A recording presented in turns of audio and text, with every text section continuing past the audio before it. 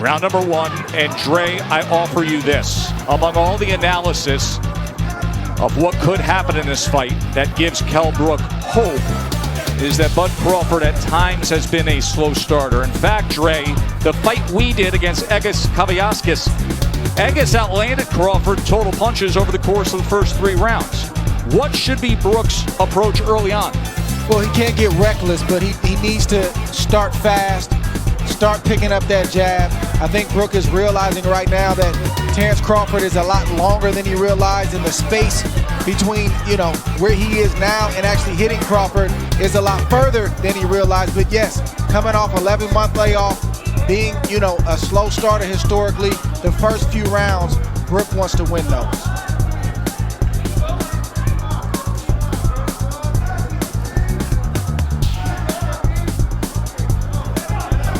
But it looks like Brook is playing Crawford's game now. He's watching, he's studying, and I don't think he can outthink Crawford. He's got to start to let those hands go as he comes behind that left hand. See, Brook's thing is timing. That's his thing. He wants to time Crawford on the way in. Brook also has a great jab, a sharp jab, a strong jab. And you can see Terrence Crawford trying to figure out how he can land his jab without getting hit.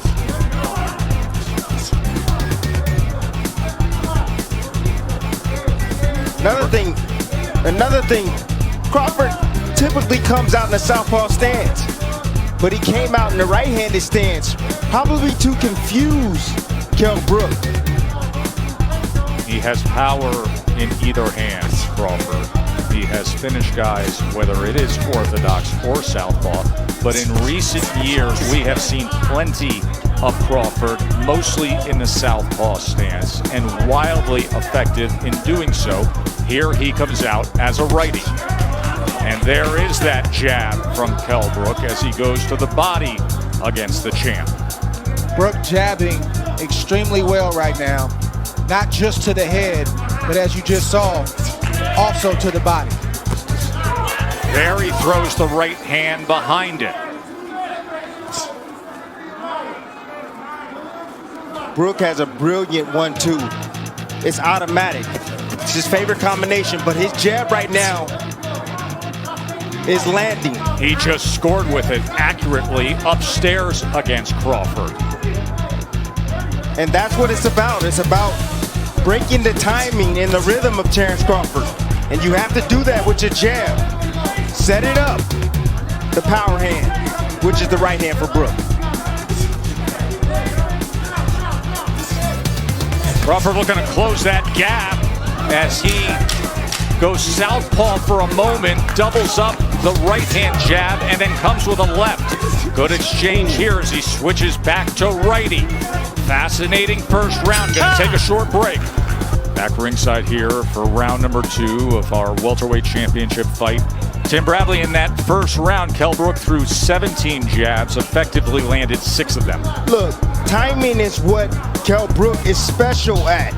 He has a 69-inch reach. You have to understand that. He has the shorter arms in this matchup, but he knows when to throw his jab, and at the right time, at the right distance, and at the right speed. Funny to say that he doesn't have the reach. I mean, just look at the size advantage. Look at the size across the shoulders, across the back. Look at the muscles popping in the upper body of Kell Brook, and the base he has as well, that foundation with the legs. And see, what I noticed is that Kell Brook is taking the page out of Egis Kaviaskis. He's being patient. He's waiting. He's looking to counter Crawford. He's trying to get Crawford to commit so he can make him pay. Jab is giving Crawford a lot of problems right now. You see him thinking, and Brook is doing the right thing. He's jabbing. That's the most important thing he can do right now, because it sort of keeps him out of danger. It helps him to kind of create his range and where he wants to let his shots go, and it's also got Crawford thinking.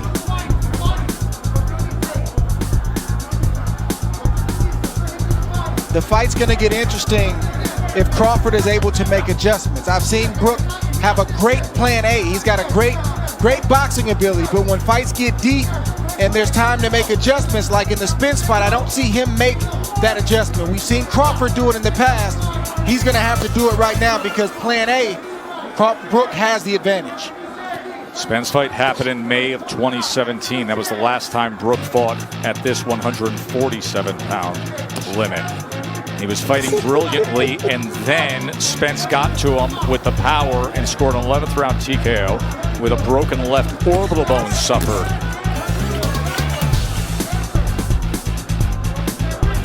You also want to see how Brook takes the shots of Crawford as he starts to land clean, flush shots.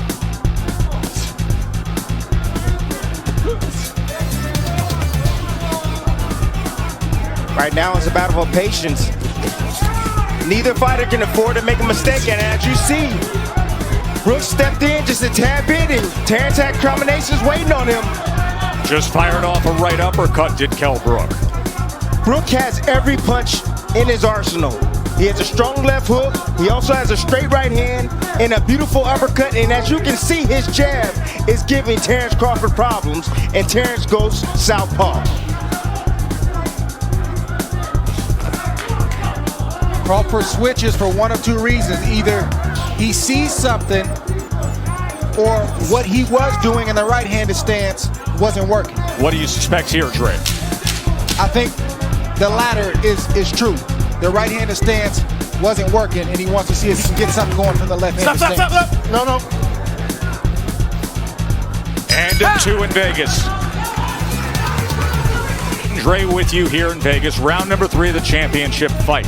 According to CompuBox, Bud Crawford opponents land just 21% of their total punches. That is number 1 in the world among welterweights. So far tonight, Kell Brook is landing 36% of his punches against Terrence Crawford. So don't think that Kell Brook is worried about Terrence Crawford going southpaw. He's not worried about that at all because he's used to that. He comes from the English gym. He's used to seeing switch hitters in his gym, guys that switch from orthodox to southpaw. It's nothing to him. You mentioned the Ingle gym. That is the veteran British trainer Dominic Ingle, who has trained Kell Brook since the start of his career. But Ingle opted out of this world title fight due to COVID concerns because Kell Brook trains in the Canary Islands for training camp. Ingle did not want to travel and then have to quarantine nor come to the United States. So instead, Carlos Formento is the trainer in the corner of Kell Brook. First time they've ever worked together. I'll tell you one thing that the southpaw stance has done. It's taken the jab away from Kell Brook. You see he's not landing his jab consistently anymore.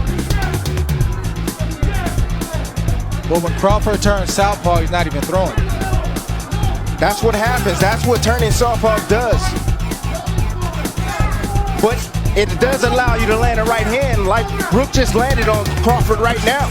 A right hand can be the best weapon against the southpaw. And of course, when he is in that lefty stance, you will see that right hand of Bud Crawford, as it is right now, hanging right over the front of Kell Brook. Listen, Crawford has the reach advantage, but he's going to have to close the distance on Kell Brook. He told us in the build-up to this fight that Brook can't fight mid-range and in close. Right now, Brook is winning the battle from the outside. Crawford's got to slowly start to close their space. There's that right lead again from Kell Brook. Minute to go here in round 3. Pretty good start for the challenger, the former IBF welterweight champion. The guy who says he's rejuvenated. 3 fights since he lost the welterweight championship to Errol Spence. That's how Errol Spence had success against Brook. He closed the distance and started to bully Kell Brook. He started to fight him in close. Brook fought back valiantly, but he really didn't have any answers for that. Crawford having his moments there. I see some swelling already. On the right eye of Terrence Crawford, in the right hand, right down the middle, that just lands for Kell Brook.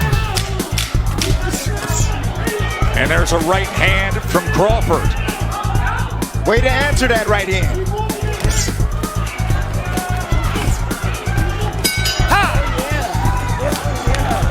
Thank you very much, champ. Look forward to seeing you December. Joe. One of the youngest rising stars in the sport, Shakur Stevenson, saying he expects his good friend Terrence Crawford to pick up the pace here. CompuBox has Kell Brook 24 of 99 punches, Crawford 25 of 93. Shakur Stevenson will fight December 12th in this ring against Toka Khan Cleary. Shakur, the recent featherweight champion, now contending at 130 pounds, looking for a showdown for a belt here. Round number 4. Crawford has to continue to get his lead foot outside the lead foot of Brook to have success with his offense. That will put him in a safe position to let his combinations go. Beautiful right hand. And the champ gets to him. Just like that. Terrence Crawford hits the gas. 7. Hey, come to me. You all right? Yeah. Give you a chance. One of the best closers in the game.